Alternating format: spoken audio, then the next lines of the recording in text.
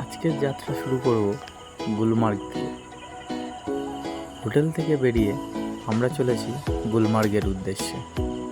পথে যেতে যেতে দেখে নেব চারিদিকের যে সিনিক বিউটি আছে সেগুলো। আমাদের গাড়ি চলেছে গুলমার্গের উদ্দেশ্যে। তো চলো যেতে যেতে পথের ভিউটা তোমাদেরকে দেখাচ্ছি। আমরা আছি এপ্রিল মাসে, তাই এখানে কোনো স্নোয়ের দেখা নেই। তোমরা যদি জানুয়ারি ফেব্রুয়ারিতে আসো অবশ্যই স্নো পাবে। ফাইনালি আমরা চলে এসেছি গুলমার্গে প্রবেশ করছি। তো গাড়ি থেকে নেমে তোমাদেরকে দেখাবো চারিদিকের ভিউ। তো গাইস, অলরেডি আমরা পৌঁছে গেছি গুলমার্গ। এই পিছনের ভিউ দেখতেই পাচ্ছ, সাথে আছে ব্লগার্স বাই সুবীর, আমি আছি টুরিস্ট মুন্ডা। তো প্রথমে যাব আমরা এই শিব মন্দির, পিছনে দেখতেই পাচ্ছ এটা হচ্ছে শিব মন্দির। এই মন্দিরটা আগে ভিজিট করব।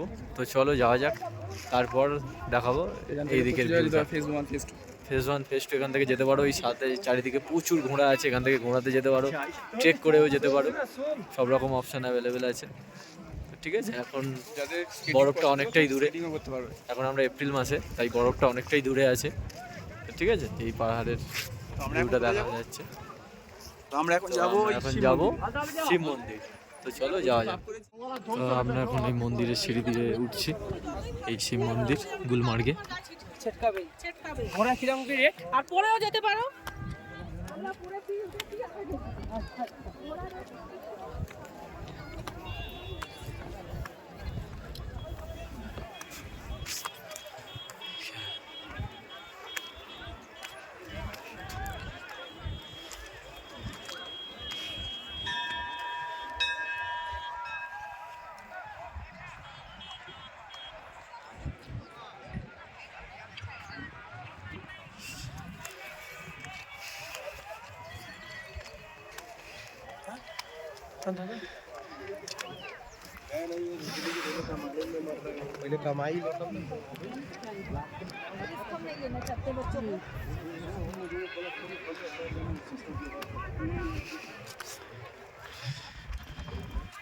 অনেকটাই সিঁড়ি, রীতিমতো দম হয়ে যাচ্ছে।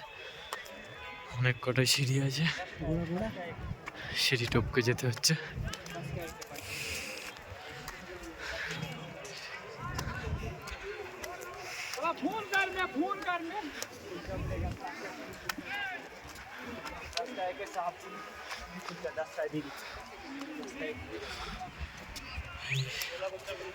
অলরেডি প্রবেশ করলাম শিব মন্দির।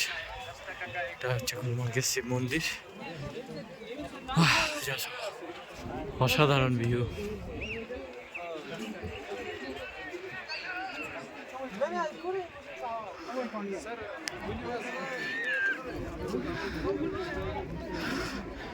তো কেমন লাগছে কাশ্মীর? ব্লগার্স ভাই সুবীর, একটু দর্শকদের জানাও। জম্মু কাশ্মীরে যারা আসবে না, আমার মনে হয় তারা প্রচুর বড় জিনিস ভুল করবে। কথায় আছে না, ভূস্বর্গ, সত্যি ভূস্বর্গের থেকে কোনো কিছু কম নয়। তোমরা যদি এখানে আসো, আশা করছি নিজের চোখে, আমরা বলছি কি তার থেকে নিজের চোখে এসে তোমরা যাচাই করতে পারো। অসাধারণ অসাধারণ। জানুয়ারি ফেব্রুয়ারি মাস হলে এখানে পুরো বরফ পড়ে থাকতো, এইগুলো পুরো যা দেখতে পাচ্ছ সব বরফে ঢাকা থাকতো জানুয়ারি ফেব্রুয়ারি হলে।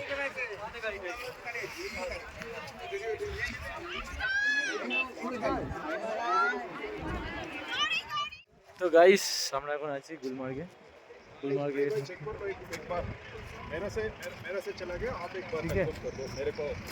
আর এই পিছনে দেখতে পাচ্ছ ইগলু রেস্টুরেন্ট।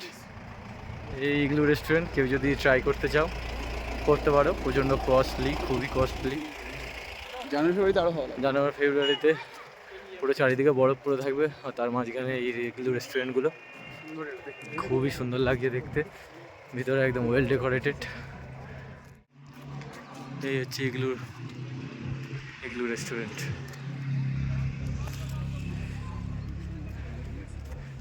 গুলমার্গে কেউ আসলে ইগলু রেস্টুরেন্ট অবশ্যই ট্রাই করো। চারিদিকে বরফ, তার মাঝে ইগলু রেস্টুরেন্ট, অসম্ভব সুন্দর।